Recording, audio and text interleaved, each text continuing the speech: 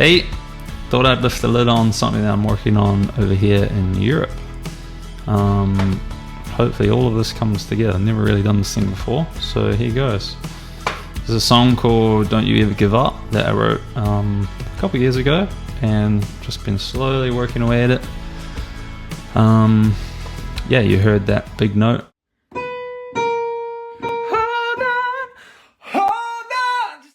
Maybe you heard the big note the other day. That I was singing, I was super stoked about, so here you go. Yeah, where do we start? This song kind of was built on this kind of rhythm here. I had some, back in New Zealand, I got these like drum pad things, and I had these samples from Splice a few years back, and I just played this in, and then timed it all up in Logic here, looped it, put some verb on it, and sounds pretty cool. So then, and then what I did was I played these drums in, just a mono recording with like my Warm Audio 87 back home for some real drums. Hang on. Yeah, so there you go. It was kind of this vibe. Just mono as, without these plugins. Like nothing special. Just didn't even think too hard about the tuning. Just threw it together. Okay, where was that? That was about there. Pan that left, and then so what I did was I doubled it. Just nothing fancy here, I don't think. Nah, just straight double, pan, hard pan left, hard pan right. Threw it in this, they call this a bus. Squashed it a little bit. EQ'd a little bit. And then excited a little bit.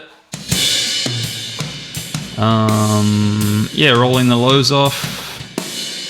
And then use this crazy plugin by Waves. It's this plugin here. Where can I show you? It's this plugin here. Waves in Trigger. Something I bought when I had some Christmas money. So the idea of this is you can chuck it. I chucked it on. Here, I'll show you.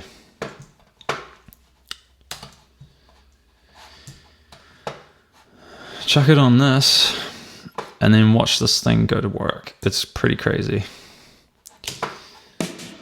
So I'm over here in Sweden, and I'm trying to like get an epic drum sound. I don't have my drum kit and all this sort of business. So as you can see, it's pretty smart.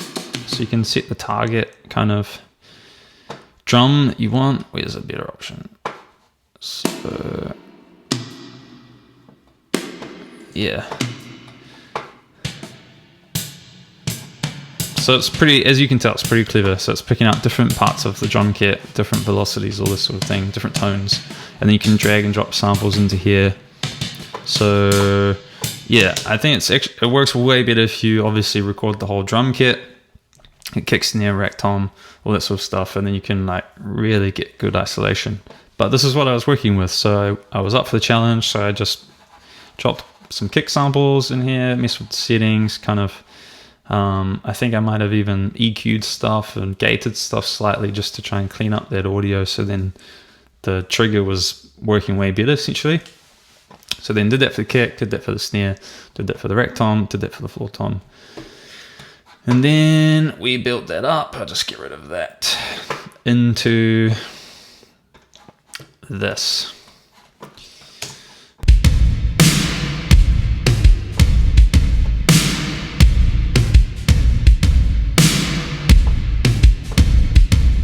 So yeah, we went from this kind of small little thing.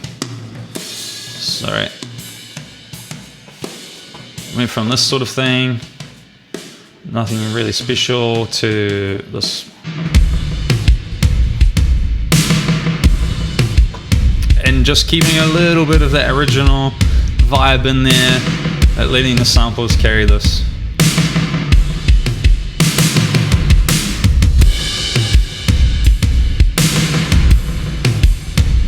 Yeah, so and most of these samples are from a Ludwig drum kit that we recorded my friend Andrew and I recorded a few years ago while we were doing a session. We thought, hey, let's just quickly grab some samples, and I absolutely love those samples, and they clean up really well. Just this kind of, I don't even know how old it is, probably like a 70s Silver Sparkle Ludwig. Shout out to Caney in Dunedin for that one. Sounds absolutely lovely. Yeah, and then just like recorded cymbals, recorded like I think it's 18-inch crash, 20-inch crash ride K custom stuff, and then yeah, add those in just at certain points to cut through the mix, and then you put that with the pads, and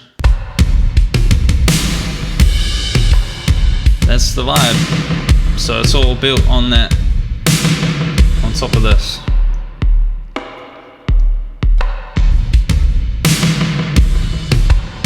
And then later on the song, we go into like a pull that right in, but still sticking with that main groove. And then a bit of shaker, just for a bit of energy, push it forward a little bit, because I'm kind of sitting on the back half, the back of this beat a little. And then, yeah, it's kind of cool. Did some kind of delay stuff. What was this? Trying a bunch of new stuff. Yeah, this one, the echo. 16th note sort of stuff. And then just automated that in. Set it, automated it in, so it only comes in when I want it. And then, so you go from this sort of vibe. So it's real straight, just... And then, and then this comes in with the delay.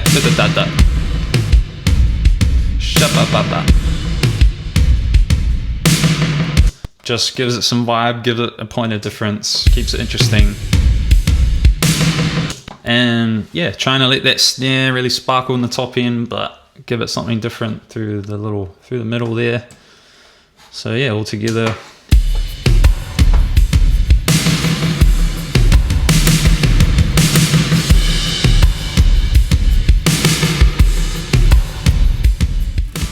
Yeah, there you have it. That's how I built this drum track, and yeah, maybe we'll do another one of these. Really looking forward to showing you this song and yeah, seeing how it comes out.